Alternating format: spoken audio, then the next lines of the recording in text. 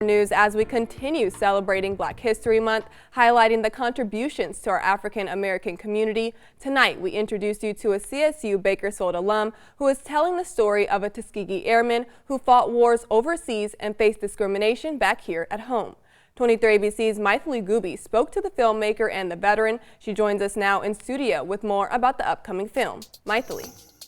The Tuskegee Airmen were a group of first African-American military pilots who fought in World War II.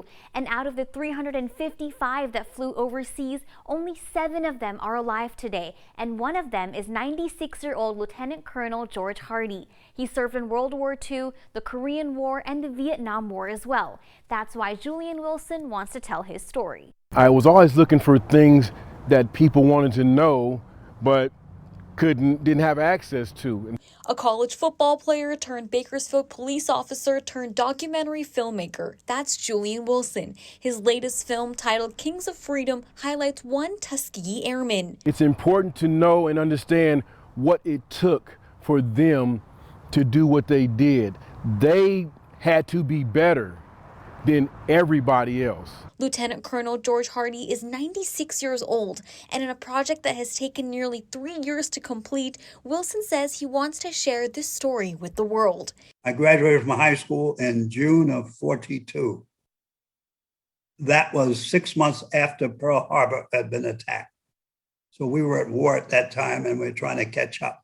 He was one of the first African-American airmen in the U.S. military. I was assigned to the 99th Fighter Squadron, flying P-51 aircraft on high-altitude combat missions over Germany, bombing missions over Germany. And I flew 21 combat missions before the war ended. I was still 19 years old. Hardy says race was a dividing issue at that time in all branches of the military. I heard this word, Hardy, get down out of the airplane. With my squadron commander, I got down, he replaced me on the crew that day. And had someone else with him who took off in my place. And it was devastating for me to see them take off without me that day. Hardy says the issues started to slowly resolve during his years serving, but adds that the bond he developed with his fellow service members through those difficult years was special. We had to look inward toward each other, support.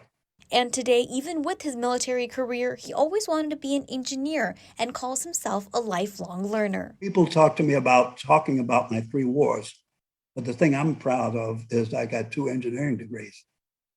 Wilson says he wanted to bring this story to light to help share pieces of living history. History is for all of us. And when we talk about Black history, we are also, and we have to understand, we're talking about American history. It just happens to be that the history was done by a Black person. The lieutenant colonel says even though they did have to pay the price of losing loved ones during the war, he is glad he gets to share this story. It's just life, it's your career, you do that.